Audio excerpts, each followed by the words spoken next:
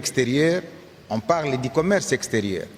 Par contre, lorsqu'on mesure le volume de tous les échanges globaux qui se passent à travers la planète, là on parle maintenant du commerce international. Et depuis lors, heureusement ou malheureusement, notre commerce extérieur a été tiré par le secteur minier, comme vous le savez. C'est soit le cobalt, c'est soit le cuivre, c'est soit le manganèse, c'est soit le lithium, c'est soit l'or, soit les diamants. Mais lorsqu'on examine la manière dont le secteur minier a participé au développement de la RDC, on se rend compte pratiquement que la RDC n'a pas tiré profit de ce secteur minier. Parce qu'aujourd'hui, ou l'année passée ou l'année dernière, nous avons exporté 152 000 tonnes de cobalt. Nous avons exporté autour de 3 100 000 tonnes de cuivre, mais ça ne se ressent pas dans les paniers de la ménagère. Et chaque semaine, je publie ce que j'appelle la mercuriale des prix de certains produits. Aujourd'hui, la tonne de cobalt est à 33 000 dollars américains. Si vous multipliez 33 000 par une production de 152 000 tonnes par an, vous êtes à près de, je crois, autour de 60 milliards ou 59 milliards de dollars. Wow. Ça, c'est la valeur de la production du cobalt. Lorsque vous allez vers le cuivre, nous sommes à 3 milliards, 3 millions, 100 millions de tonnes, c'est autour de 29 milliards. Mais lorsqu'on voit comment cela se répercute chez la population congolaise, on ne le sent pas, la pauvreté continue. Voilà pourquoi le président de la République, son Excellence Félix Antoine Tshisekedi, nous a demandé de diversifier notre économie. Parce que le secteur minier n'a pas été porteur de croissance, eh bien il nous a demandé de diversifier l'économie, notamment en allant vers le secteur agricole. Et c'est le sens de toutes les politiques que nous avons pilotées au niveau du ministère du Commerce, notamment la stratégie nationale de promotion des exportations, qui passe par l'identification des produits qui sont porteurs désormais de croissance pour la RDC. Je vais vous donner quelques comparaisons. Aujourd'hui, la tonne de cuivre coûte 9 534 dollars, ça c'est la mercuriale de cette semaine. La tonne de cobalt nous coûte 33 000 dollars américains. Mais de l'autre côté, lorsque vous prenez la tonne du cacao, elle vous coûte 10 310 dollars, la tonne du cacao. Donc comparé à la tonne du cuivre, eh bien, la tonne du cacao nous donne plus d'avantages aujourd'hui parce qu'elle coûte 10 000 dollars alors que celle du cuivre nous coûte 9 000 dollars. Et donc pour le gouvernement de la République, il faudrait davantage que nous parlions à la population congolaise pour l'amener à migrer désormais vers le secteur agricole parce que c'est ce secteur qui va nous permettre finalement d'améliorer le panier de la ménagère. Lorsque vous voyez le café, lorsque vous voyez le maïs, lorsque vous voyez les autres produits agricoles, eh bien si tous nous nous investissons dans la production agricole, non seulement que ça va satisfaire la production les besoins alimentaires, mais également ça va satisfaire aux besoins d'emploi. Je tiens à vous informer que nous avons 80 millions d'hectares de terres arables. Et si j'ai fait un exercice mathématique, si sur les 80 millions d'hectares de terres arables, nous cultivons seulement la moitié, c'est-à-dire 40 millions d'hectares de terres arables en RDC, et qu'un hectare emploie 3 personnes, parce que c'est ça l'emploi que crée un hectare, ça veut dire que nous aurons besoin de 120 millions d'emplois. Or, nous sommes encore autour de 100 millions d'habitants. Ça veut dire que le secteur agricole lui-même peut avoir besoin de 120 millions d'emplois et donc nous allons commencer à importer même la main-d'œuvre. Mais qu'est-ce que le gouvernement a fait? Parce qu'il ne suffit pas de produire, il faut aussi avoir maintenant les marchés. Et c'est l'une des tâches auxquelles nous nous sommes livrés, notamment l'identification des marchés pour les producteurs congolais. Le premier marché qui a été identifié, c'est celui des États-Unis à travers l'AGOA, qui est cette loi américaine qui permet effectivement aux pays africains d'exporter vers les États-Unis sans paiement de frais de douane. Le deuxième marché, c'est le marché européen, à travers les accords de partenariat économique que l'Europe a avec les pays d'Afrique et les pays de ACP. Le troisième marché, c'est le marché chinois, avec ses 1,4 milliard de consommateurs. L'autre marché, c'est le marché indien. Aujourd'hui, l'Inde a dépassé déjà en termes de population la Chine. Donc, ils sont presque à 1,4, 1,5 milliards. Le marché suivant, c'est le marché africain lui-même, qu'on appelle la zone de libre-échange continentale africaine. Pour le président de la République, l'ouverture des marchés africains va nous permettre de gagner aussi 1,3 milliard de consommateurs africains. Et lorsque nous disons que nous allons supprimer les barrières douanières, les gens se disent, mais est-ce qu'on ne va pas perdre les recettes? Non, je voudrais préciser qu'on ne perd pas les recettes parce que la suppression des barrières douanières concerne ce qu'on appelle les produits d'origine. C'est-à-dire tous les produits qui viennent de la Chine, qui viennent de l'Europe, qui viennent des États-Unis, ne sont pas concernés par la suppression des barrières tarifaires. Les produits qui ne sont concernés, ce sont des produits qui ont la nationalité économique de chaque pays. Et là, les règles d'origine ont été définies. Quand est-ce qu'un pays est dit originaire, quand est-ce qu'un produit est dit originaire d'un pays? C'est lorsque au moins 70% d'intrants qui entrent dans la fabrication de ce produit sont localement trouvés. Donc si vous fabriquez un véhicule et que 70% des intrants qui fabriquent les véhicules viennent de votre pays, à ce moment-là, ce véhicule est déclaré d'origine. Par contre, si plusieurs intrants viennent de l'extérieur pour faire un assemblage du véhicule dans votre pays, ces véhicules-là ne vont pas s'appeler véhicules d'origine congolaise. Donc, à travers la ZLECAf et toutes les organisations internationales, on a défini les règles d'origine pour permettre effectivement que tous les produits ne puissent pas passer par les mailles et se déclarer d'origine pour bénéficier de ces tarifs. Monsieur le ministre, vous allez continuer, mais sur la question de la ZLECAf, il y a toujours un éternel débat, notamment avec les producteurs congolais, parce que laisser venir les produits des autres pays ne permettrait pas à notre industrie d'être compétitif.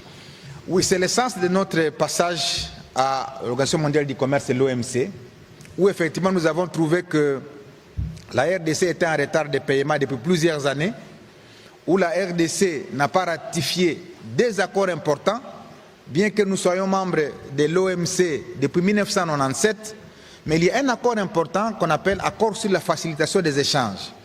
Cet accord permet à tous les pays du monde, de bénéficier de l'accompagnement de l'OMC, c'est-à-dire en termes de formation du personnel, mais également en termes de formation des opérateurs économiques.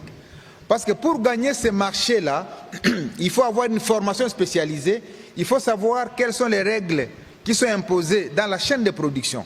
Parce que quand vous voulez produire du soja en destination de la Chine, où on nous a demandé 1 million de tonnes, eh bien, il faut qu'on sache quelles sont les normes exigées par la Chine pour qu'on exporte vers ces pays-là. Et l'OMC, effectivement, était absente dans ces pays parce qu'on n'avait pas payé les cotisations pendant plusieurs années, parce qu'aussi, on n'avait pas ratifié cet accord. Et le vendredi dernier, je suis passé à Conseil des ministres pour présenter l'économie de l'accord sur la facilitation des échanges, mais également du deuxième accord sur les subventions à la pêche. Ces deux accords, une fois ratifiés par le gouvernement congolais, eh bien, vont nous ouvrir la vanne de l'OMC et permettre qu'on vienne former nos producteurs locaux pour qu'ils s'alignent effectivement sur le commerce international. Maintenant, je vais terminer par les défis, parce que je sais qu'il y aura beaucoup de questions. Il y a beaucoup de défis. Est-ce que nous allons nous verser dans ce commerce international très facilement? Oui et non. Le premier défi, ce sont les impôts et taxes qui pèsent lourd, qui font que ça envenime le climat des affaires en République démocratique du Congo. Et là, le président de la République a donné des instructions claires pour que nous puissions réviser au sein de la commission ECOFIN la loi sur la nomenclature des impôts et taxes du pouvoir central et des provinces. Et donc, lorsque cette loi sera passée au peigne fin, ça va nous permettre de réduire le nombre de taxes et des impôts et de pouvoir permettre à ce que tout opérateur économique qui a choisi la RDC, effectivement, ne trouve pas suffisamment d'entraves. Deuxième défi, ce sont les infrastructures. On peut bel et bien produire, mais comment on va évacuer les produits vers les grands centres de consommation pour leur acheminement vers l'extérieur? Et là, le gouvernement a répondu lorsqu'il a élaboré les plans directeurs d'industrialisation qui donnent les composantes essentielles qui doivent fonder effectivement la politique de la RDC en matière d'infrastructure. Mais le troisième défi, c'est la sécurité. La sécurité, c'est le défi majeur. Et là, comme vous le savez, depuis 30 ans, le Rwanda a fait en fait de la RDC son terrain d'expérimentation de toutes ces politiques extérieures en termes de venin qu'il a inoculé sur le territoire congolais. Vous savez, tous ces termes, je les ai évoqués ici, FDLR, je ne sais pas, haine tribale, c'est des choses que le Rwanda a utilisées depuis des années pour en fait rester le seul pays en Afrique centrale qui a un soft power qu'il peut vendre en termes de tourisme, en termes d'attractivité. Et il a fait tout pour que l'insécurité soit permanente en RDC, dans sa partie Est, pour que finalement l'attractivité de la RDC n'intéresse personne. Et c'est ainsi que lorsque vous êtes dans tous les salons du monde, la première question qu'on vous pose, c'est de dire, mais est-ce qu'il est possible d'aller en République démocratique du Congo? Est-ce qu'on peut se réveiller un matin? C'est ça la question qu'on se pose. Et lui, le Rwanda a réussi à construire cela autour d'un soft power qu'il veut sauvegarder à travers le monde. Heureusement que nous nous battons contre cette insécurité. Je sais que des questions viendront aussi de la part des journalistes pour faire un commentaire sur la situation sécuritaire, particulièrement la partie Est, pour voir comment cela implique ou a une implication sur l'attractivité ou les investissements qui doivent être orientés vers la RDC. Voilà globalement ce que je peux dire en termes d'introduction, mais je sais que des questions me permettront de m'étendre largement sur comment le secteur du commerce extérieur constitue véritablement le levier du développement économique de notre pays. Voilà, merci beaucoup, Monsieur le Ministre, de ces phrases introductives. Évidemment, il y a beaucoup de questions parce que lorsque vous dites que les cacao, une tonne de cacao, ça vaut 10 000 $, ça fait réfléchir. Nous étions avec vous à l'occasion du forum qui a été organisé à Beijing avec les Chinois. Lorsqu'on parle du piment, de ce que ça représente, nous avons donc d'autres possibilités qui peuvent nous permettre d'accroître suffisamment notre commerce extérieur grâce à des produits qui viennent du secteur agricole. Heureusement que nous nous y sommes mis. On va commencer la série des questions avec Monsieur Pichu Mulumba.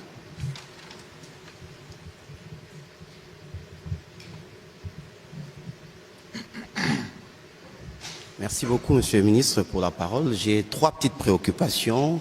Les 2 premières s'adressent au ministre du Commerce extérieur. Je note que les volumes de nos importations sont aujourd'hui importants et vous dites qu'il y a des produits porteurs de croissance. Mais en attendant la promotion de la migration vers les secteurs agricoles, quelle politique commerciale la RDC devrait-elle mettre en place pour maximiser les bénéfices actuels du commerce extérieur? Vous avez parlé de questions d'actualité justement. J'ai une question pour vous. Vous avez exercé pendant longtemps la fonction de gouverneur du Nord Kivu sous le régime précédent. Vous avez personnellement vécu la guerre menée contre la République par les M23, la guerre qui perdure encore aujourd'hui. Quelle lecture faites-vous à la présence de l'ancien président de la République dans la ville de Goma qui demeure les bastions actuels de la rébellion, une rébellion que celui-ci avait lui-même combattue en son temps? Monsieur le porte-parole du gouvernement, permettez-moi de vous poser aussi une simple question, une petite question d'actualité. Parmi les propositions formulées par l'ancien président dans son message figure celle de mettre fin à ce qu'il qualifie lui-même de tyrannie. Comment le gouvernement réagit-il à cet appel qui semble à la limite de la rupture institutionnelle? Bon, écoutez, ce soir, nous sommes venus parler du commerce extérieur. Je pense que ce qu'il faut savoir de manière générale, c'est que nous sommes depuis 2 ans engagés dans un front contre le Rwanda. Il ne faut vraiment pas se perdre de vue que l'ennemi avec lequel nous sommes actuellement en train de discuter, notamment à Washington, pour trouver des solutions, c'est le Rwanda. Et il est hors de question de penser qu'on peut nous laisser distraire pour prêter les flancs à ceux qui ont un rôle secondaire au Rwanda. Ça, c'est un principe qu'il ne faut pas oublier. Et donc, on n'a pas ici besoin de vouloir congoliser, entre guillemets, un problème qui est d'origine extérieure et qui a été mentionné tout à l'heure par le collègue Julien Paluku. Et donc, nous, l'attention, nous l'accordons plutôt à ce niveau-là pour que nous ne puissions pas nous perdre. J'avais dit il y a quelques jours que le président honoraire était un homme du passé. Justement, lorsque vous rappelez, vous posez par exemple la question sur mettre fin à la tyrannie, dites-moi, cher Pichu Mulumba, nous sommes dans un contexte démocratique où lui et son parti avaient fait le choix de ne pas participer aux élections. Lorsque vous venez de dire que vous allez mettre fin à la tyrannie, vous y mettrez fin de quelle manière?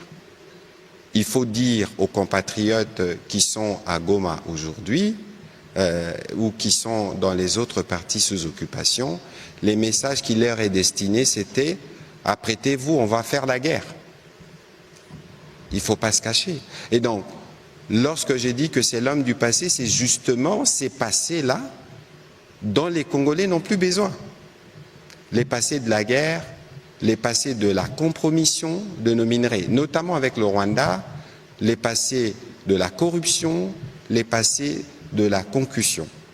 Nous avons déjà largement dit non à cela et aujourd'hui je pense que nous tous, nous devons nous focaliser derrière le président de la République sur comment nous terminons la guerre avec les Rwandais et tous ces supplétifs sont traités à un niveau plus bas. Et donc ici, je tiens à insister que cela soit bien clair. Nous n'avons que peu de temps à consacrer à des gesticulations qui veulent nous ramener dans un passé que nous devons absolument oublier. Voilà le petit commentaire que je voulais faire. Monsieur le ministre, désolé que c'est un sujet d'actualité qui revient.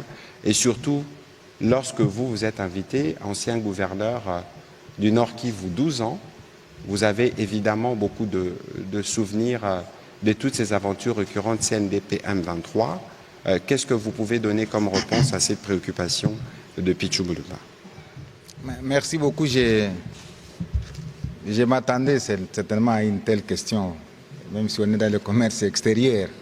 Mais vous avez commencé par nous indiquer la politique commerciale que nous avons par rapport à tout ce que j'ai dit, démontré tout à l'heure. En fait, c'est 4 éléments importants.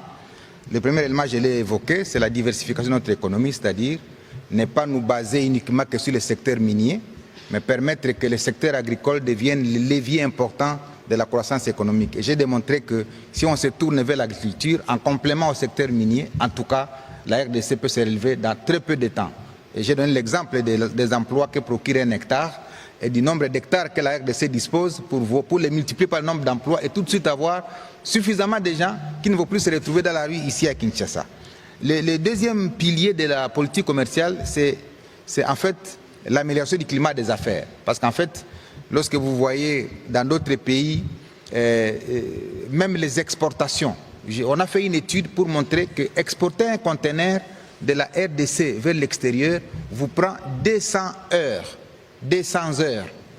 Tandis que la moyenne dans la région est de 50 heures pour exporter un conteneur. Vous voyez déjà que si un opérateur économique pense qu'il va dépenser 200 heures pour exporter ce conteneur et qu'ailleurs il lui faut seulement 50 heures, il va choisir d'aller s'installer dans ces pays-là. Et c'est la raison pour laquelle vous voyez beaucoup d'opérateurs économiques se délocaliser de la RDC pour aller habiter les pays voisins parce qu'ils estiment que là le climat des affaires est bon. Donc c'est un pilier important de notre politique commerciale. Le troisième pilier, en fait, c'est la promotion des exportations pour ne pas subir seulement le coût des importations. Parce que depuis 2019, on a fait les statistiques de nos importations. On était à 7 milliards d'importations chaque année. Aujourd'hui, on est près de 20 milliards d'importations. Alors pour ceux qui ont le langage économique, quand les importations sont supérieures aux exportations, eh bien votre balance commerciale est en déséquilibre. Et donc ça a un impact sur même votre économie. Et donc parmi les éléments qui font notre politique commerciale, c'est d'accroître les exportations. Parce que qui dit exportation, dit rentrée de devises.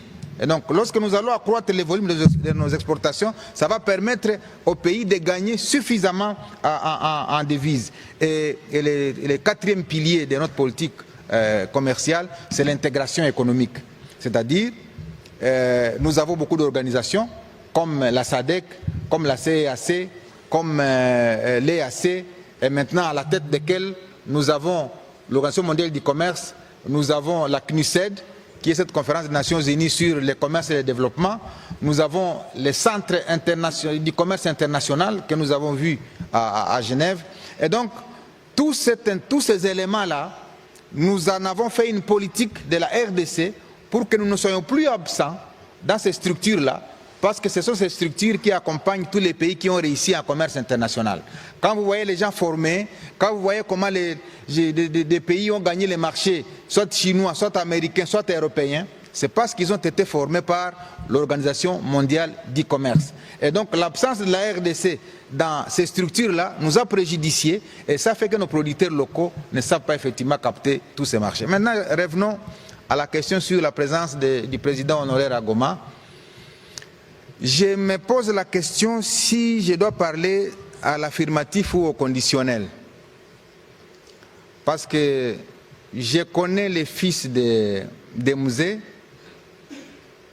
je connais l'ancien président pour avoir travaillé avec lui. Je suis en train de me poser la question si c'est une silhouette qu'on aurait aperçue à Goma ou alors c'est la même personne que je connais.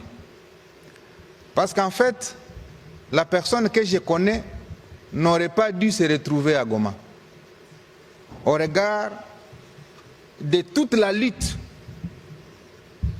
qu'il a menée, parce que j'en suis témoin.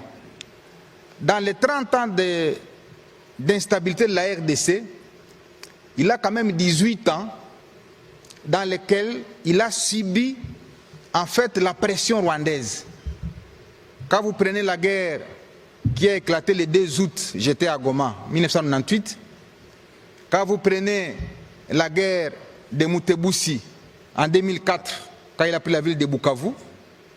Quand vous prenez la guerre du CNDP entre 2006 et 2007, là je suis gouverneur en 2007, et la manière dont nous avons affronté cette guerre-là, le 29 octobre 2008, Laurent Kunda voulait prendre la ville de Goma, et le président de la République de l'époque m'appelle à la résistance, pour qu'on résiste. Et je suis resté dans cette ville, et le général John Numbi a atterri le 30 octobre 2008 avec un avion, avec les militaires, pour que nous nous rassurions que nous contrôlions la situation. Et de là est venu l'appel aux négociations, piloté par les Nations Unies à travers Obasanjo et Benjamin Mkapa, qui était l'envoyé de l'Union africaine. Et nous sommes allés à Nairobi négocier, et nous sommes revenus en 2009. Et en 2009, lorsque le président de l'époque, honoraire aujourd'hui, trouve qu'il n'y a pas de solution, il demande l'arrestation de Laurent Kunda contre l'entrée des éléments de l'armée rwandaise. Je ne sais pas si vous vous rappelez. Et c'est à cette époque-là que le président de l'Assemblée nationale va se prononcer pour dire qu'il n'était pas informé de l'entrée des forces rwandaises en République démocratique du Congo. Et j'avais dit ici, il en a payé les postes du président de l'Assemblée nationale. Et Laurent Kunda est arrêté, je crois le 21 janvier, et les forces rwandaises entrent à Goma le 25 janvier. Pendant un mois, elles ressortent le 25 février 2009. Et en mars de cette année, on signe un accord, le gouvernement, avec les M23 pour la paix. Et le M23 est venu de la revendication de la mise en œuvre, de la difficulté de la mise en œuvre de ces accords. C'est-à-dire M comme mars, 23 comme la date. Et tout ça, c'était sous le président devenu honoraire aujourd'hui. Et en 2013, d'abord 2012, la création du M23 dans le format actuel, c'était le 7 avril 2012. Et l'opération Pomme Orange est lancée par le chef d'état-major général de Toumba pour devoir mettre fin au M23. La brigade d'intervention rapide dirigée par le colonel Mamadou à l'époque se déploie à Goma. Le général Baouma arrive pour à la fois être le commandant de la région militaire et le commandant des opérations. Et je suis témoin de la manière dont nous avons conduit les opérations pour mettre fin au M23. Et j'arrive à Tchanzu, c'était le 6 novembre 2013, parce qu'on a mis fin au M23 le 5 novembre 2013. Et donc je vous fais ce tableau-là pour vous montrer comment je connais l'homme et la lutte qu'il a pu faire pour que nous en arrivions là. Maintenant, c'est la raison pour laquelle je me pose la question si c'est la silhouette de la personne ou c'est la personne elle-même? Alors, je réponds à ma question moi-même, parce que lorsque j'ai suivi quand même son discours, je suis arrivé à comprendre qu'il a lui-même annoncé que bientôt il sera à Goma. Donc, si vous me dites qu'il est à Goma, je risque de vous croire, hein, sans être très convaincu, parce qu'on regarde ce que je viens de vous dire. Je risque de vous croire qu'il est à Goma. Mais s'il est à Goma, peut-être c'est une manifestation de ce que le président de la République, Félix Tshisekedi, avait dit, qu'il y a une connivence avec les M23. Beaucoup de gens ne l'ont pas cru. Maintenant, s'il est à Goma, c'est qu'effectivement ça va donner cette connivence-là. Ce qui est contradictoire avec toute la lutte menée, que je vais t'expliquer. Se retrouver dans les mains des officiers qu'il a radiés des forces armées. Parce qu'il y a une ordonnance, si vous vous rappelez, qui a été prise ici à Kinshasa pour radier tous les Makenga de l'armée par le fait d'avoir pris les armes contre la République. Et je vois cet homme-là qui a radié tous ces gens et se retrouver maintenant être encadré par eux. Sécurisé. C'est quand même contradictoire. Voilà pourquoi j'ai peine à croire qu'il soit là. Mais comme vous affirmez, parce que vous êtes journaliste, peut-être que vous avez les informations, il est là. Et donc, s'il est alors là, ça veut dire qu'il va porter tous les déboires. Et ça, c'est grave. Les massacres de Kishiche, les massacres de Bunagana, les massacres de Tamugenga, les massacres de Kichanga, les massacres de Sake, les massacres de Nyabiondo, tout ça, toutes les tueries de Goma, avec le nombre de morts, 10 000 morts à Goma, à Bukavu, toutes les violations. Et donc vraiment, cette personne-là accepte de porter tous ces chapeaux-là à son actif. C'est ça mon interrogation. C'est pourquoi j'ai dit, je ne sais pas si c'est la personne que je connais. Mais comme vous avez dit qu'il est là, donc je crois qu'il est là. Alors, s'il est donc là, ben je vous prends au mot, s'il est donc là, je demande à la population congolaise, vraiment, et particulièrement celle du Nord Kivu, j'en appelle à la mobilisation générale. Ce n'est pas possible que cela soit vrai. Ce n'est pas possible que la personne contre laquelle le président Honoré s'est battu, à savoir Paul Kagame, que ce soit chez lui où il est passé pour entrer dans la ville de Goma. J'ai peine à vous croire. Donc, j'en appelle à la mobilisation générale. Les enfants de Goma, les enfants de Massissi, les enfants de Nyiragongo, les enfants de Lubero, les enfants de Beni. Ce n'est pas possible. C'est ce qu'on apprend dans les médias. Mais je vais croire lorsque je vais voir les images. Lorsque je vois les images, je vais finalement croire. Mais je sais qu'il y aura beaucoup de questions, mais votre question là, elle va être rappelée plusieurs fois. Mais je suis en train d'écrire ici aussi les 12 points que je peux partager avec vous. 12 questions. Parce qu'il a parlé en 12 questions, je ne sais pas si je vais me rappeler des 12 questions. Alors, comme je continue à douter qu'il soit là, j'ai 12 questions aussi. Parce que lui, quand j'ai suivi là, il a parlé en 12 points. Laissez-moi voir si je peux trouver un exercice de parler aussi en 12 questions. Monsieur le porte-parole. Première question. Est-ce le fils de son père, le président Laurent Désiré Kabila, assassiné en 2001 par la mafia rwandaise, qui est entré à Goma, capitale du Nord Kivu, sous contrôle des mêmes Rwandais? Ça, c'est la première question. Faites parvenir ces questions aux journalistes qui sont à Goma. Deuxième question. Est-ce le fils de Mzee qui a relancé le dialogue de Sun City en 2002 et qui a ramené les rebelles près de lui en acceptant la formule 1+4? Amenez cette deuxième question à Goma. Troisième question. Est-ce le fils de Laurent Désiré Kabila qui a affronté et vaincu l'insurrection de Gilles Moutebousi et de Laurent Kunda en 2004 à Bukavu? Quatrième question. Est-ce le fils de Musée qui, à mon avènement à la tête de la province du Nord Kivu, comme premier gouverneur élu, a piloté les opérations contre Laurent Nkunda? Cinquième question. Est-ce encore lui qui m'a demandé de résister, je l'ai dit, lorsque le 29 octobre 2008, le CNDP était à la porte de Goma? Sixième question. Est-ce le fils de Musée qui, en janvier 2009, a demandé l'arrestation de Laurent Nkunda par l'armée rwandaise et accepté l'arrivée de cette même armée au Nord Kivu à travers l'opération Umoja-Wetu, je l'ai dit, du 25 janvier au 25 février 2009, et consécutivement, est-ce le fils de Musée qui avait demandé au président de l'Assemblée nationale de l'époque de démissionner parce qu'il n'était pas informé de l'entrée des troupes rwandaises? Septième question.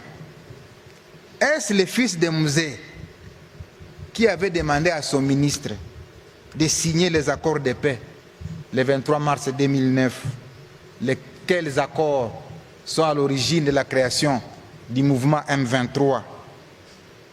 Huitième question. Est-ce le fils de Musée qui a ordonné au général Etumba de concevoir l'opération Pomme Orange qui a mis fin au M23 le 5 novembre 2013, d'où mon arrivée le 6 novembre 2013? Neuvième question. Est-ce le fils de Musée qui a radié les officiers M23 de l'armée pour qu'ils se retrouvent aujourd'hui à leur côté pour sa sécurité? Dixième question que vous allez amener à Goma. Est-ce le fils de Musée qui, voulant rester au pouvoir, a inventé le terme glissement, mais finalement a accepté de céder le pouvoir en 2019, ouvrant ainsi le pays à ce qu'on a appelé la passation civilisée, la première alternance? Est-ce que vraiment c'est celui-là qui se retrouve à Goma? 11e et avant-dernière, parce que je vais parler en 12 points aussi, 12 questions. Est-ce le président honoraire qui a été salué à travers le monde pour son sens élevé des meilleurs élèves de la démocratie, malgré son jeune âge et son passé militaire, ce qui pouvait nourrir en lui l'ambition de se comporter comme ses voisins qui ont plus de 30 ans au pouvoir? Et 12, enfin, est-ce que c'est cet homme, jadis considéré comme grand esprit, qui se trouve réellement aux côtés de ces bourreaux d'hier, les bourreaux de la population, qu'il a dirigé pendant 18 ans, avec plus de 5 millions de déplacés et de réfugiés victimes de la barbarie du M23? Est-ce encore lui qui a pleuré le colonel Mamadou? Est-ce encore lui qui a pleuré le général Baouma? Non. Est-ce encore lui qui se souvient qu'il y a eu 10 000 morts à Goma, qu'il y a eu 5 000 morts à Bukavu? Est-ce encore lui? Voilà les 12 questions que je vous prie de ramener à Goma pour voir s'il y est, d'y répondre, et alors je reviendrai pour parler davantage sur ce plateau. Monsieur le ministre, je sais que vous avez des talents d'écriture, je crois que ça fait partie d'un de vos livres, mais ce n'était pas le sujet du jour. On a fait une petite entorse, mais je crois que les questions que vous soulevez sont d'autant plus pertinentes que nous connaissons les testaments de Mzee. Le combat politique de Mzee qui disait « ne jamais trahir le Congo ». Et je ne veux pas répéter ce que Mzee disait à l'époque, que la guerre doit retourner d'où elle est venue. Si c'est par où la guerre est venue qu'on va passer, qu'on se remet à la sécurité de l'armée rwandaise et de ceux qu'on a radiés de l'armée, il y a lieu de se poser des questions de contradiction qui existent, mais ce n'est pas l'objet de la discussion de ce soir. On va continuer avec les questions de M. Marlon Kacham.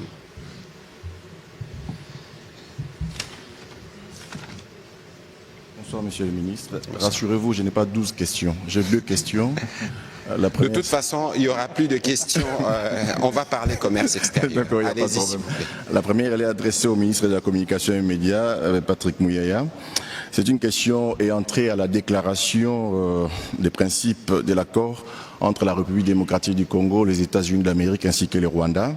Monsieur le ministre, où en sommes-nous aujourd'hui? Faut-il déjà espérer la conclusion de l'accord formel et de ces retombées économiques pour notre pays, la République démocratique du Congo? Ça, c'est une question qui vous est adressée. Et une autre question, c'est au ministre Paluku, comment le gouvernement se prépare-t-il à absorber dans l'économie congolaise des investissements américains prévus de 500 milliards de dollars américains en 15 ans? Ce sont là mes deux petites questions, pas 12. Alors, sur la première question, évidemment, il y a des discussions en cours. Au moment où nous parlons, la déclaration de principe qui s'était assise sur 6 principes. Le premier, c'est la souveraineté, l'intégrité territoriale de la RDC. Le deuxième principe, c'est porté sur des préoccupations sécuritaires, de comment les 6 principes, c'est les principes à partir desquels l'accord sera décliné. Et donc, il y a évidemment le principe sacro-saint que nous avons plusieurs fois rappelé sur la souveraineté et l'indépendance de la RDC, donc l'intangibilité et le respect strict de nos frontières. Le deuxième principe qui concerne les préoccupations sécuritaires. Ça veut dire que quand on aura signé l'accord, on aura défini les mécanismes à partir desquels on va traiter des questions sécuritaires entre nous et le Rwanda pour éviter d'en arriver au point que nous avons connu. Le troisième principe, c'est les principes liés à l'intégration économique, de comment toutes ces questions de commerce extérieur vont s'intégrer. Le quatrième principe, c'est celui qui porte sur le retour de réfugiés. Et le cinquième principe, je pense, concerne la MONUSCO et les différentes forces et les rôles qu'ils vont jouer. Et le sixième principe prévoyait justement, c'est que les différentes parties prenantes devraient verser comme autres éléments pour faire partie de cet accord. Et aujourd'hui, la partie congolaise a déjà versé ces éléments. La partie rwandaise l'a aussi fait et il y a un travail de synthèse qui se fait au niveau de Washington et donc dans les moments venus, dès lors que les éléments seront consolidés, notre ministre des Affaires étrangères et celui du Rwanda seront invités à se retrouver pour discuter des derniers détails de l'accord qui sera signé par les différents chefs d'État. Et parallèlement à cela, évidemment, il y a des discussions qui portent notamment sur le deal minier avec les Américains, qui portent pas seulement sur la question de l'Est, mais sur le cadre de la collaboration qu'il y aura entre nous, République démocratique du Congo et les États-Unis d'Amérique à travers leurs différentes entreprises pour les opportunités que nous avons. Mais dans la discussion dans l'accord qui concerne l'intégration économique, c'est une question sur laquelle mon collègue va revenir abondamment, mais c'est une partie qui est intéressante parce que l'économie dont on parle, les développements de produits dont on parle concernent d'abord la République démocratique du Congo. Ici, j'ai eu l'impression que pour certains qui n'ont pas lu la déclaration de principe, on pensait que nous étions dans une discussion où nous voulons brader nos mini-lés hors de question. C'est d'abord pour nous. Ensuite, on parle d'intégration économique. Ce n'est pas seulement les pays limitrophes, c'est aussi la COMESA, c'est aussi les pays de l'EAC, c'est les pays de la CEAC, tous les pays qui environnent la République démocratique du Congo. Et donc, de ce point de vue, les principes ou les lignes rouges qui nous concernent ont été clairement définis, à la fois sur l'indépendance, l'intégrité territoriale, à la fois sur notre souveraineté, sur les ressources. Et les conditions, si vous voulez, la condition sine qua non qui permettra l'intégration économique, on a beaucoup insisté sur la paix que le président de la République a dit vouloir définitive et durable. Voilà plus ou moins l'état de la question aujourd'hui et le ministre du Commerce extérieur pourra évidemment revenir sur les différentes retombées, notamment l'afflux de ces investissements américains dans la région, dans l'hypothèse où l'accord est signé, la paix est restaurée et donc les conditions sont réunies pour faire l'économie. Monsieur le ministre. Merci. 500 milliards, c'est encore trop peu pour la RDC. On a besoin même de 1000, 2000, 3000 milliards. Parce que lorsque vous évaluez de façon empirique la richesse totale de nos ressources naturelles, cette richesse est évaluée à 24 000 milliards de dollars américains. Donc si nous avons 500 milliards, vous voyez la proportion que ça représente sur 24 000 milliards de dollars. Alors comment on va observer ça? Tout de suite, je vous donne les quelques outils. Premier outil, le plan directeur d'industrialisation que j'ai présenté lorsque j'étais ministre de l'Industrie, c'est 58 milliards. 58,4 milliards. Et là, on n'a pris que les aspects prioritaires. Mais si on prend les routes, toutes les routes nationales, provinciales et des dessertes agricoles, nous sommes à 120 000 kilomètres. Si on doit mettre 1 million sur chaque kilomètre, ça fait 120 milliards. Si vous prenez l'agriculture avec 80 millions d'hectares, où on veut seulement injecter $1000 par hectare, et dans les 80 millions, ça fait 80 milliards. Donc, je vais vous démontrer tout de suite que les 500 milliards, on les absorbe à moins d'1 minute. Si on me demandait de les utiliser, c'est à moins d'1 minute, je les ai absorbés, je les ai affectés.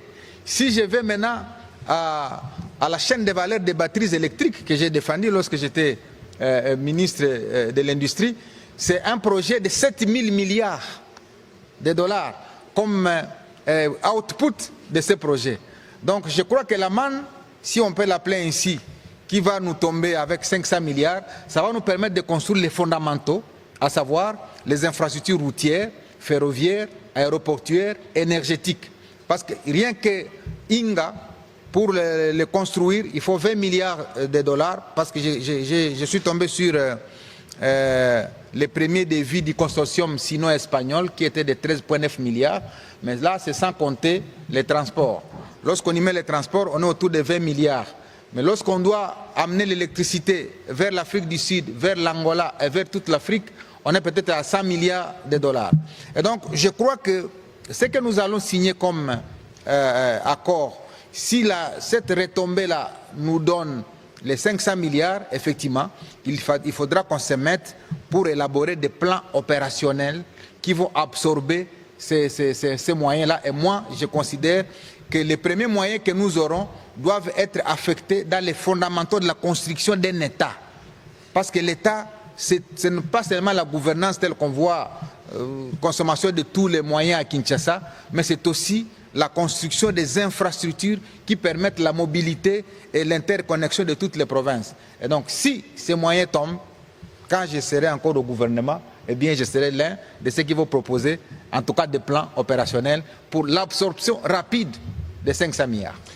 Monsieur le ministre, il y a quand même un besoin sur cette question. Évidemment, on y a répondu, mais vous qui êtes le ministre dédié au commerce extérieur, beaucoup de gens pensent que tout ce qui sera convenu se fera en faveur du Rwanda et pas de la RDC. Vous qui avez été gouverneur, vous qui avez vu tous les efforts qui sont faits, notamment aujourd'hui en termes de maîtrise des circuits, de l'or et des autres minerais, quelle peut être votre réaction pour éclairer les compatriotes qui nous suivent? Non, le Rwanda a souvent fait peur aux gens, je ne sais pas pourquoi. Hein? Tout le monde dit, quand on veut réfléchir, ah, attention, les Rwandais. Non. Je pense que moi, j'ai été gouverneur d'abord d'une province 2 fois plus vaste que le Rwanda, ça je vous rappelle. Et que lorsque le Rwanda reçoit 100 millions de dollars, il reçoit 100 millions de dollars sur 26 000 km². C'est-à-dire c'est moins que sur l'ensemble de la province du Nord Kivu. Et donc lorsqu'il affecte les 100 millions de dollars sur 26 000 km², c'est plus perceptible que lorsqu'on nous donne les mêmes 100 millions de dollars que nous affectons sur 2 millions de km². Souvent, les gens ne font pas cette comparaison. Et donc, il ne faut pas que les gens puissent avoir les crampes d'estomac lorsqu'on parle du Rwanda. Moi, je sais que le Rwanda va cesser d'exister économiquement lorsque nous allons nous organiser. Pourquoi?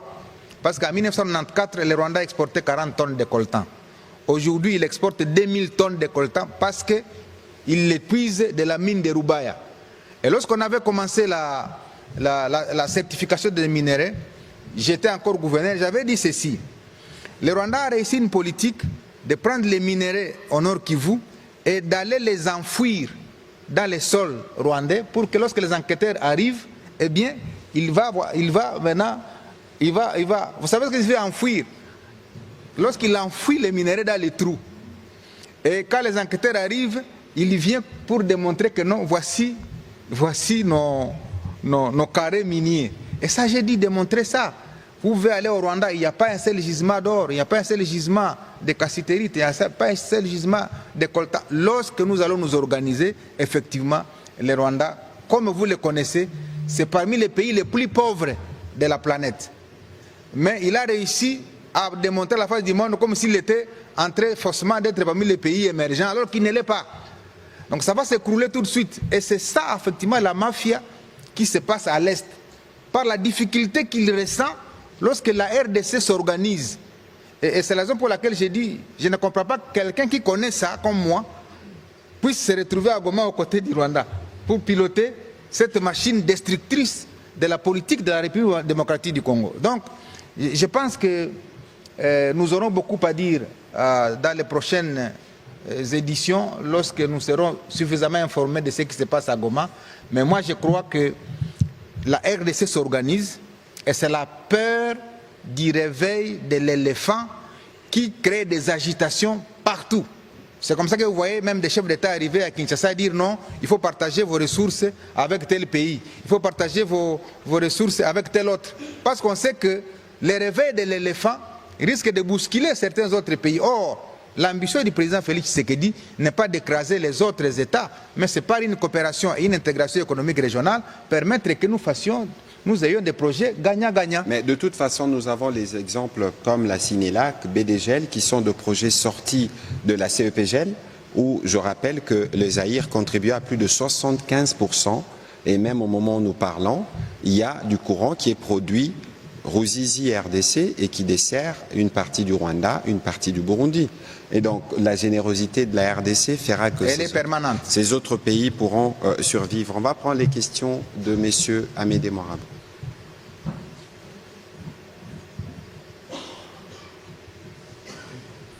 Merci Excellence pour la parole. Amédée Moirabou pour le compte de finances entreprises.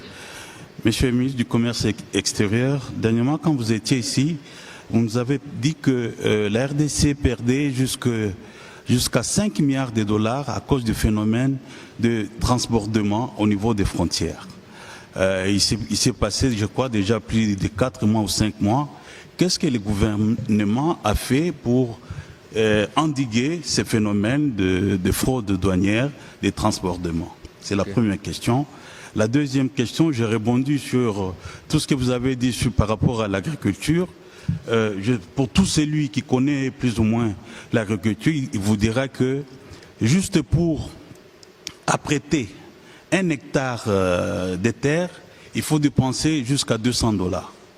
Juste les sarclages, les remblayages, avant de s'aimer, c'est au moins $200 par hectare. Alors, quand je prends votre exemple, vous avez parlé de 40 millions d'hectares, et quand on fait les calculs, ce qu'il faut dépenser, c'est 8 milliards de dollars. Votre gouvernement ne dépense pas autant d'argent dans l'agriculture et pourtant, vous l'avez dit, c'est un secteur qui peut être un levier de croissance pour notre commerce extérieur. Voilà, votre réaction par rapport à ça. Alors, au ministre Mouyaya, Excellence, la fermeture de banques au nord Kivu et au sud Kivu, elle continue, elle perdure et elle cause beaucoup des dégâts, en tout cas pour les personnes qui ont des comptes dans les banques, dans les systèmes bancaires. Et la question, c'est comme si Kinshasa a décidé de punir ces populations du nord et du sud Kivu en gardant fermés les systèmes bancaires. Pourquoi ça doit perdurer? Et c'est jusqu'à quand?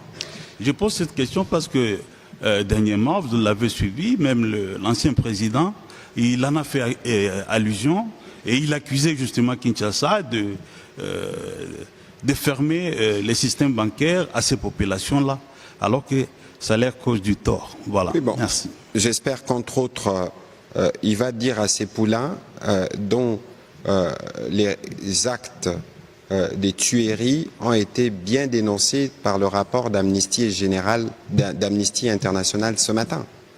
C'est tellement facile de venir et de dire, voilà, Kinshasa étouffe les populations du nord et du sud Kivu. Vous ne savez pas que tout le vendredi, en conseil de ministres, que ce soit le ministre de l'Intérieur, de la Défense ou de la Santé, nous revenons sur les questions du Nord Kivu et du Sud Kivu de manière prioritaire et dans tous les détails. Si vous suivez, vous allez voir que presque toutes les semaines, le ministre de l'Intérieur, au-delà de communication qu'il fait au niveau du gouvernement, fait des communiqués. Et aujourd'hui, le rapport d'Amnesty International vient corroborer ce que nous disons de la gouvernance par crime. Il ne faut pas oublier, en parlant du circuit bancaire, qu'il y a eu des tentatives d'attaque plusieurs fois sur la succursale de la Banque centrale de Goma. Vous êtes un journaliste du secteur de finance, vous le savez. Et pour tous ceux qui savent comment fonctionnent les systèmes bancaires, on ne peut pas fonctionner dans un cadre isolé. Est-ce que l'aéroport est fonctionnel ? Pour donner un exemple, le gouverneur expliquera mieux, le gouverneur honoraire du Nord Kivu expliquera mieux comment ça fonctionne. Et donc, le circuit bancaire est un circuit qui travaille en système. Et dans un système, tous les éléments doivent être réunis avec des personnes qui n'hésitent pas à piller ou à mettre la main sur des véhicules des pauvres citoyens. Le ministre Paluku vous dira sûrement que tout ce qu'il a comme bien à Goma a été pillé, saccagé, volé. Et donc, vous pensez que dans un décor comme celui-là, où les banques n'ont pas de garantie de sécurité par rapport au fonds des épargnants, ils vont s'hasarder. Nous travaillons, nous, aujourd'hui avec les telcos pour essayer de trouver des solutions qui soulagent. La préoccupation principale pour nous dans toutes les discussions, c'est d'avoir un cessez-le-feu, réunir un minimum de conditions de sécurité, réouvrir l'aéroport de Goma et s'assurer de la sécurité, y compris du transport des fonds de ceux qui épargnent. Et donc, si aujourd'hui, il y a bien des gens qui étouffent les populations qui sont dans le nord et sud Kivu, c'est bien des occupants qui les tuent tous les jours. Vous suivez les rapports tous les jours des exécutions. On a poursuivi des malades dans des hôpitaux, s'il vous plaît. On a étouffé toute forme de voix discordantes pour qu'on ne soit pas en mesure de dénoncer ce qui se passe. C'est ce que nous, on appelle la gouvernance par crime. Et ce n'est pas dans ces contextes-là que l'agence congolaise de banque va se réjouir d'ouvrir ses agences et faire des opérations. Ici, il s'agit de... Vous avez dit que le président honoraire a dénoncé cela, que que De Gaulle fasse son appel. L'appel du 18 juin 1940, il l'a fait à Londres. Alors, maintenant, prenez De Gaulle, comme celui qui est arrivé à Goma, s'il est là, qu'il fasse cet appel en Allemagne, pendant la Deuxième Guerre mondiale, l'Allemagne nazie. Donc, vous allez faire un appel, l'Allemagne nazie, hein, qui est en fait les tueurs. Vous vous rendez compte comment De Gaulle serait considéré dans l'histoire du monde, aller faire un appel en Allemagne, à lieu place de faire cet appel à Londres. Est-ce que l'appel de Gaulle serait suivi par les Français et par les pays alliés? Je ne pense pas. Donc c'est comme ça qu'il faut considérer cet appel qui a été fait là-bas. Pour moi, je considère que c'est très, très, très, très grave s'il s'avère que cela soit vrai. Maintenant, revenons à votre question. Vous avez dit, mais qu'est-ce que nous faisons? Nous perdons 5 milliards par les pratiques de transbordement ou de fractionnement des marchandises. Mais c'est plus que ça. Lorsque j'ai analysé les licences d'importation auxquelles souscrivent les opérateurs économiques, sur les 6 années, de 2019 à 2025, on a souscrit pour 19 milliards 200 millions de dollars. C'est-à-dire 19 milliards de dollars sont sortis de la RDC pour aller acheter la marchandise. Mais la marchandise équivalente à 19 milliards n'est jamais entrée au Congo officiellement. Je ne sais pas si vous comprenez l'explication. Ça veut dire, on souscrit à la licence d'importation pour dire, moi je vais importer pour 100 millions, moi je vais importer pour 50 millions, moi je vais importer pour 10 millions. Mais quand on retrace au niveau de la douane l'équivalent de ces marchandises à l'entrée en RDC, ces montants n'existent pas. Deux ou trois choses. La première chose, c'est que les licences d'importation sont utilisées pour le blanchissement des capitaux. C'est-à-dire on sort l'argent de la RDC pour l'extérieur au motif qu'on va importer. Deuxième réflexion par rapport à ça, c'est qu'on sort l'argent comme si on va importer, mais pour échapper au fisc, on finit les conteneurs dans les pays voisins et on commence à les sortir en petite quantité pour entrer en RDC. Ce sont les pays voisins qui enregistrent les frais de douane et nous, comme les marchandises entrent par fractionnement, on ne bénéficie plus de rien. Alors, nous avons essayé un peu d'aider les opérateurs économiques frontaliers en créant ce qu'on appelle les RECOS, les régimes commerciaux simplifiés que nous avons signés avec le ministre des Finances pour plafonner les commerces transfrontaliers à $500. C'est-à-dire les gens du Katanga avec la Zambie, les gens de Lufu avec l'Angola, les gens de Kamvimvira avec le Burundi, les gens de Goma, quand ça sera libéré, avec Gisenyi, les gens de Kassindi avec l'Ouganda. Nous avons plafonné les commerces transfrontaliers à $500 pour dire, pour toutes les activités équivalentes à $500, elles ne payent pas les frais de douane. À ce moment-là, on permet l'éclosion d'un commerce transfrontalier qui peut être facteur de croissance. Bénéficiaire du régime commercial simplifié, tout opérateur économique d'abord identifié par son organisation, mais dont le montant est plafonné à $500, concernant aussi les produits d'origine. Parce que je dois préciser que ce plafonnement-là ne concerne pas les produits d'importation. Parce qu'on me dit souvent, mais pourquoi vous attaquez aux handicapés qu'il faut passer les marchandises au niveau des frontières? J'ai dit non, un handicapé n'importe pas un conteneur. Et donc l'handicapé, on va lui permettre de faire son commerce transfrontalier sur les produits d'origine du pays exportateur et non pas sur les produits qui viennent de l'extérieur. À ce moment-là, nous allons frapper fort. Donc voilà autant de mesures que nous sommes en train de mettre en place pour nous permettre d'aller de l'avant. Maintenant, la deuxième question, 40 millions d'hectares que nous voulons cultiver, ça nous fait 8 milliards. Ici, je dois préciser qu'en fait, la confusion qu'il y a souvent dans la tête de la population, c'est de croire que c'est le gouvernement qui investit. Il n'y a aucun gouvernement au monde qui investit dans le secteur productif. Le gouvernement crée le cadre légal qui permet l'attraction des investissements. C'est-à-dire, nous on va dire, tout celui qui vient par exemple en RDC à travers les nouveaux codes d'investissement, il a 5 ans d'exonération totale, y compris l'impôt sur les bénéfices. Vous venez vous installer ici, vous avez 5 ans le temps de récupérer ne fût-ce que vos investissements sans payer aucun frais. Et là, ça fait mal à nos administrations, bien sûr. Mais in fine, c'est facteur de création de richesses. Parce que lorsque quelqu'un s'installe chez nous, et après 5 ans, ça crée une activité économique intense. Si nous avons 1000, 10 000, 15 000 entreprises qui sont venues parce qu'ils ont trouvé que le climat est attractif, c'est autant d'emplois que ça aura créé. À la 6e année, nous allons commencer à percevoir nos impôts. Et donc, on peut supporter que pendant 5 ans, on ait la vache maigre, mais qu'à la 6e année, parce que l'État ne souffre pas. L'État ne veut pas dire, bon, parce que je me suis délecté de certaines taxes, je vais souffrir. Ça, c'est la politique qui est faite à travers le monde. Quand vous voyez les gens se ruer vers la Chine, vous voyez la guerre entre les États-Unis et la Chine, c'est une fausse guerre. Quand vous voyez la guerre entre l'Europe et la Chine, c'est une fausse guerre. Parce que toutes les entreprises qui sont en Chine ne sont pas des entreprises chinoises. La plupart sont des entreprises américaines. Lorsque vous voyez les iPhones que vous avez ici, les iPhones sont fabriqués en Chine pour être vendus aux États-Unis. Donc pourquoi? Parce que le SMIC aux États-Unis est très élevé, le SMIC en Chine est moins élevé. Lorsque vous avez une industrie en Chine, la main-d'œuvre coûtant moins cher, ça vous permet d'amortir les coûts de production de votre bien. Et donc vous choisissez d'aller vous installer en Chine que de vous installer aux États-Unis.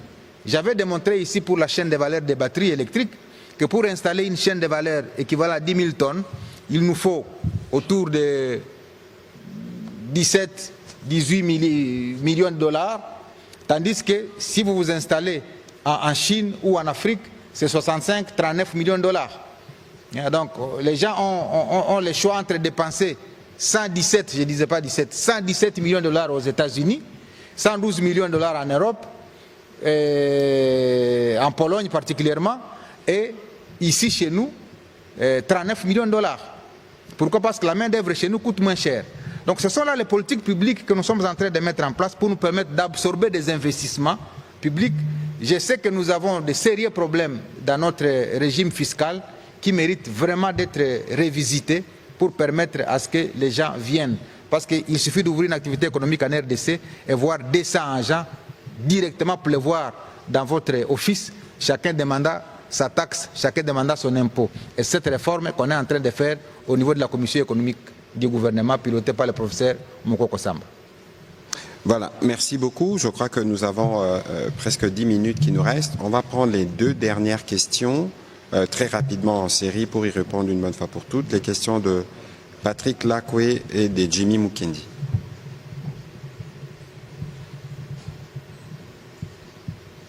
Jimmy, ce sera en lingala. Ouais, s'il vous plaît. Une question. Vous parlerez en Swahili. Merci, Monsieur le Ministre, pour la parole. 2 petites préoccupations qui ne sont pas si grandes. C'est que, Monsieur le Ministre du Commerce extérieur, quelle est la qualité du produit congolais? Est-ce que le produit congolais peut faire face à la concurrence internationale? Aujourd'hui, est-ce qu'on peut avoir la certification d'avoir des bons produits pouvant tenir tête aux produits internationaux, à part les produits miniers? Monsieur le ministre de la Communication, plusieurs négociations, plusieurs échanges entre le gouvernement et la faction rebelle M23, le Rwanda. Quelles sont les avancées dans le domaine des droits humains? Est-ce que les agences qui défendent les droits humains sont suffisamment informées et outillées par rapport aux exactions qui sont en train d'être faites dans la partie orientale du pays? Le cas récemment de ce jeune homme qui a été frappé à coups de marteau.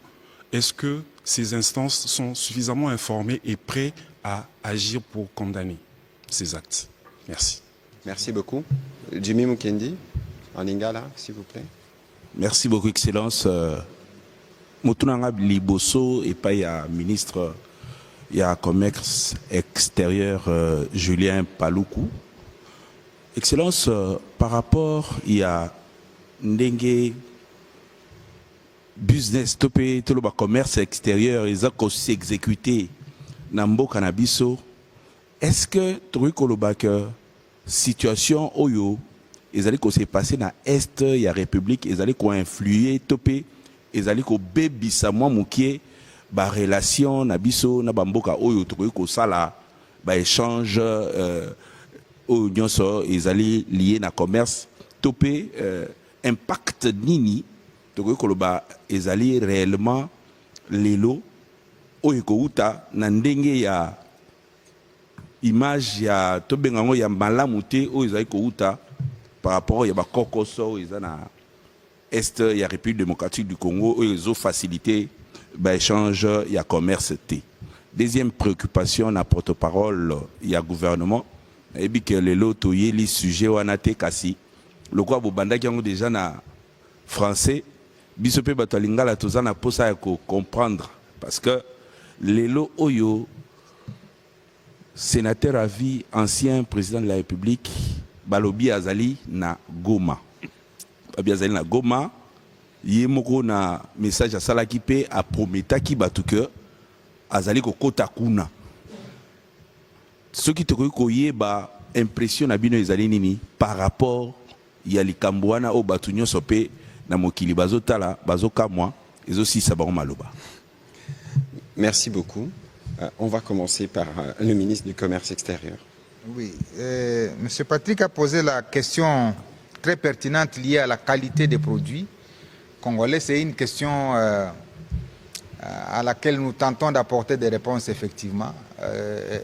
L'un des acteurs majeurs, effectivement, c'est une agence ou un office qui relève de notre ministère, à savoir l'Office congolais de contrôle. Mais pour que l'office y arrive, il fallait que j'y remette de l'ordre. Je pense que vous avez suivi dernièrement que je suis passé au niveau de l'office où il y avait beaucoup de désordre. On a essayé un peu de remettre de l'ordre pour que la grogne qui s'y passait ne puisse pas affecter le travail. Et je suis convaincu que le travail n'est pas encore fini, mais nous sommes en train vraiment de nous rassurer que l'OCC est en train de remettre de l'ordre. Alors, nous avons connecté l'OCC à d'autres offices de certification au niveau international, pour effectivement que nos laboratoires soient d'abord certifiés. Et c'est le sens de l'appel que j'avais fait lorsque j'ai pris ce ministère pour dire je vais m'investir pour la construction des laboratoires, ces laboratoires qui vont certifier nos produits made in Congo. Mais il ne suffit pas de certifier les produits, il faut aussi suivre la chaîne de production. C'est-à-dire qu'il y a des pays qui demandent par exemple que les produits ne viennent pas des engrais chimiques. Donc des évaluateurs doivent passer voir si les champs cultivés n'ont pas utilisé, si les producteurs n'ont pas utilisé par exemple des engrais chimiques. Vous avez suivi dernièrement les combats que nous avons faits avec l'Union européenne par rapport au rejet éventuel de notre cacao et de notre café, parce que, dit-elle, cette Union européenne, que notre cacao et notre café seraient issus de la déforestation. Comme ils sont les champions de la protection de l'environnement, si nous coupons les forêts pour devoir cultiver le cacao, eh bien, ce cacao ou ce café est blacklisté. Et j'ai dit de montrer effectivement qu'on doit faire attention parce que nous avons 80 millions d'hectares de terres arables qui sont destinés à l'agriculture. Lorsque nous cultivons dans les 80 millions, nous n'avons pas fait la déforestation. Parce qu'à côté de 80 millions d'hectares de terres arables, nous avons 155 millions d'hectares de forêts. Si on va toucher à 155 millions d'hectares de forêt, à ce moment-là, on fait de la déforestation. Alors, lorsque j'ai démontré la différence entre les 80 millions d'hectares de terres arables et les 155 millions de forêts, eh bien, ils ont fini par comprendre qu'effectivement, on ne le fait pas. Et donc, je voudrais vous dire que c'est une question qui reste pendante et contre laquelle nous nous battons pour nous rassurer que la qualité des produits qui viennent de la RDC respecte les normes internationales. Et lorsque j'étais ministre de l'Industrie, j'avais fait adopter 2000 normes que la RDC n'avait pas encore adoptées pour permettre que les produits congolais respectent cette normalisation parce qu'il y a un département de normalisation au niveau du ministère de l'Industrie. Je crois que vous pouvez embrayer pour la question à Lingala. Je n'aime pas parler dans une langue que je ne maîtrise pas très bien. Je vous la passe pour que vous puissiez relayer les messages à tous ceux qui vous attendent. D'abord à la question de Patrick Loaquet des avancées dans les domaines de droits humains. Ici, la semaine dernière, j'ai reçu dans mon cabinet une délégation venue de Genève dans le cadre de la mission d'établissement de faits conformément à la résolution qui avait été adoptée par le Conseil des Nations Unies sur le droit de l'homme pour établir le fait de ce qui s'est passé ici et puis plus tard avoir une commission formelle d'enquête qui viendra établir les responsabilités de ceux qui ont commis de massacre à Goma. Comme le ministre Paluku le disait précédemment, il faut que toutes les populations qui sont touchées aujourd'hui, les preuves électroniques sont acceptées, de communiquer sur tous les différents crimes. Le rapport d'Amnesty International que j'ai mentionné tout à l'heure n'est qu'une illustration de ce que nous documentons. Le ministère de l'Intérieur informe régulièrement sur les cas de crimes qui sont répertoriés parce que c'est la méthode de gouvernance des occupants, parce que c'est de cette manière qu'ils pensent pouvoir intimider et pouvoir imposer leur domination sur nos populations qui, heureusement, sont résistantes et résilientes. Alors, Ndeko Jimmy, nakoloba na mukuse, na makambo etali président honoraire. Ya liboso il faut koyeba que ceux qui Sénat, ceux qui bolanda qui débat na Sénat à la demande ya auditorat ou comment qui va lever ba immunité naie, ce n'est pas parce que alobaki akeigoba. Non. C'est parce que ba service va découvrir que aza parmi ba oyo baza ko soutenir Bitumba. La preuve au-delà ya maloba naie, est-ce que bosi boyo kaye alobi que tozo condamner Rwanda.